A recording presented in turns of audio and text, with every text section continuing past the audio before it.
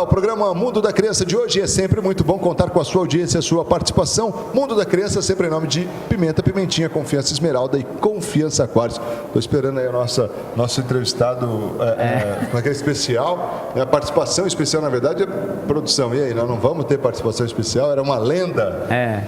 Mas ainda bem que a gente não anunciou, hein? Que coisa, hein? Porque a pessoa é importante. Mas deixa pra lá. Bom, vamos lá. O programa Mundo da Criança de hoje falando de algo muito especial para você, uma palavra realmente aí de orientação para o papai, para a mamãe aí, principalmente para aqueles de primeira viagem, né? Que acho que, embora cada filho seja um diferente do outro, mas assim, acho que o primeiro acaba sendo mais traumático. Para o telespectador, nós estamos falando desse caminho que existe entre a casa, né, Marcos? E a creche, entre a casa e a escolinha, quando você precisa levar o seu filhinho lá para um lugar desse, para que você possa trabalhar, que você possa manter a dinâmica familiar. E o que acontece, quais são as dificuldades? Nós falamos assim que para o bebezinho praticamente não tem dificuldade, a não ser os riscos de infecção que você tem quando você aglomera os bebês. Mas a criança um pouquinho maior, quando ela vai para a escolinha, a dificuldade que nós comentamos maior é essa da resistência a ficar lá. Então as escolas, as creches, as escolinhas, né, fazem um programa assim de que a mãe fique um determinado tempo, elas colocam um tempo limitado para a criança ficar lá, para conhecer as tias, começar a sentir segurança em outro comando, porque em geral o comando das crianças, aquela mão forte, aquela voz de orientação, ou aquele colo, aquele braço que aconchega, é sempre da família, sempre da mãe, com variação para as avós, para as tias, etc. Mas é aquele fechado de ambiente familiar, em que a criança está acostumada àquilo. Quando ela vai para um outro comando, uma outra voz que dirige, é sempre um momento de insegurança para a criança. E aí, o que ela tem como mecanismo de defesa é o choro.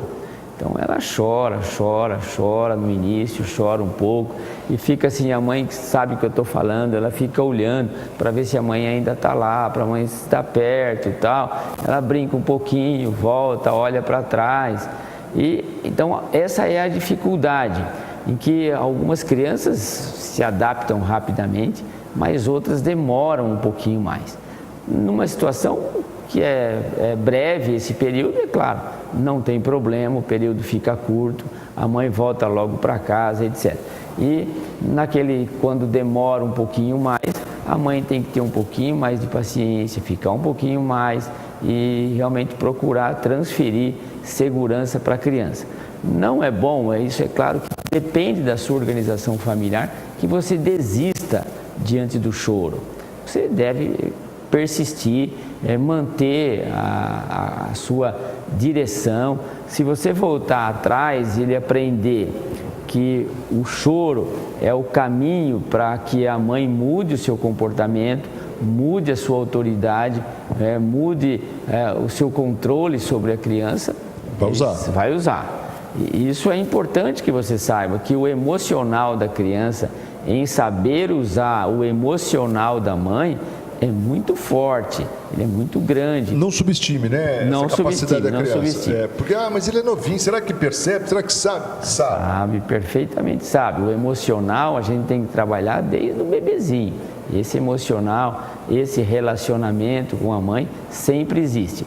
Então você tem essa situação em que o bebê pode chorar um pouco e logo se adaptar, ou pode demorar um pouquinho.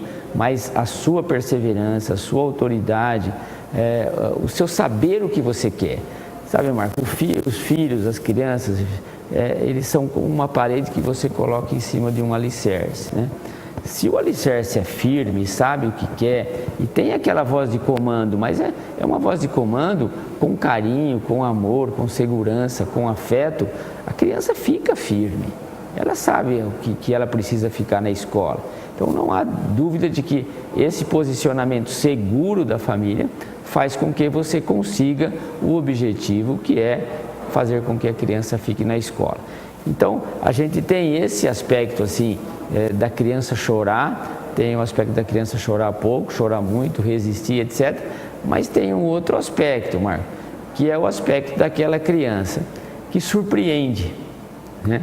Como que ela pode surpreender? A mãe põe ela o primeiro dia na escola com aquela expectativa toda do que vai acontecer. Será que o Zezinho vai chorar? Será que a Mariazinha vai chorar? O que vai acontecer? Como é que ela vai se posicionar lá dentro da escola? Eis que de repente você abre o portão, ultrapassa a escola, olha tal... A criança que estava de mão dada com a mãe, larga a mão e sai correndo em busca dos amiguinhos, de novas amizades, etc. E a mãe fica assim, olhando para o fato... Abandonada. Doutor, desolada. Aliás... Então, isso é um fato que existe também. Porque eu diria que a mãe, ela vai, na verdade, entregar a filha preparado para já trazer de volta naquele dia, principalmente no primeiro, né? Na verdade, é o que ela quer. Né? Ela não queria levar na escola, não queria deixar ela, mas tem que ir, tem que cumprir tabela, e ele vai chorar e eu vou trazer de volta mesmo. E aí, quando isso não acontece, é frustrante. Frustrante. Essa semana eu atendi uma mãe ainda que ela chorava ainda, ela chorou no consultório pelo fato da criança ter ido para a escola e ter dado tchau, assim, primeiro dia, olhou, pegou a lancheirinha, gostoso, saiu e foi lá na rodinha onde tinha outras crianças, foi lá para o colo da professora, da cuidadora, e a mãe ficou estática e voltou para casa chorando. E veja, ela me procurou por uma outra razão, 2 ou 3 dias depois, ainda chorando, sabe? Pelo fato de que, nossa, como que pode ser assim? Será que eu errei com alguma coisa? Não, mas será que isso é assim mesmo? Ele nem ligou para mim. Essas coisas são interessantes porque a mãe os pais têm que aprender que realmente, à medida que se cresce, à medida que a criança vai desenvolvendo... A gente não espera tão precoce assim, tão precoce, mas que isso vai acontecer. Mas o cordão umbilical vai cada vez esticando mais e vai ficando cada vez assim mais longo mas isso distância. Também não quer dizer, o seu filho não chorar, que ele não é extremamente dependente de você na infância toda. Ele te ama desesperadamente, tanto assim que a hora que ele volta, e assim, esse é o aspecto da volta também, é uma coisa assim, você vai buscar, não quer vir. Isso é uma coisa assim, e aí, o que eu faço? Não. Aí eles não querem preocupar. Não quer continuar brincando lá na terrinha, tal, quer continuar brincando com os amiguinhos, tal, mas o amiguinho também vai sair. Então você tem que usar o momento para dizer que é o momento de chegada, de falar bom dia para o amiguinho, mas é o momento de falar tchau para o amiguinho. Então agora nós vamos falar tchau para o amiguinho. Também isso, Marcos, pode haver choro. Então, a criança chora porque vai falar tchau para o amiguinho.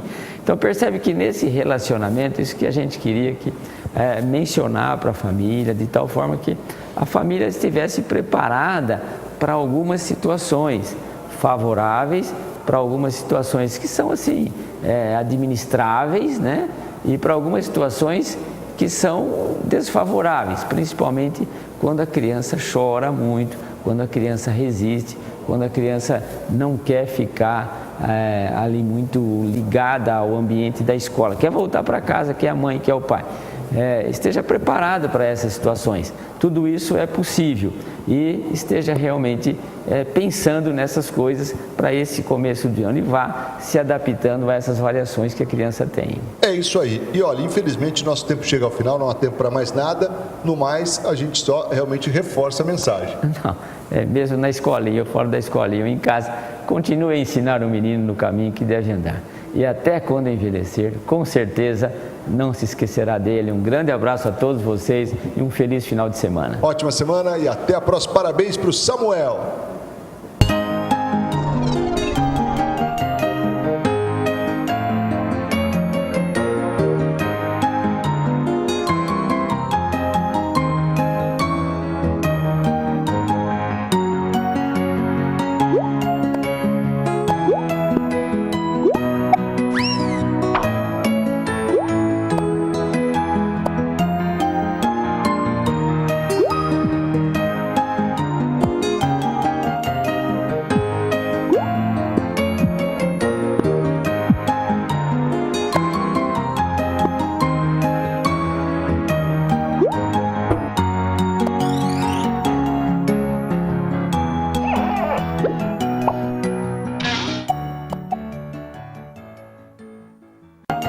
Mundo da Criança. Oferecimento Pimenta Pimentinha Moda Infantil e Colégio Criativo, uma escola mais humana sempre.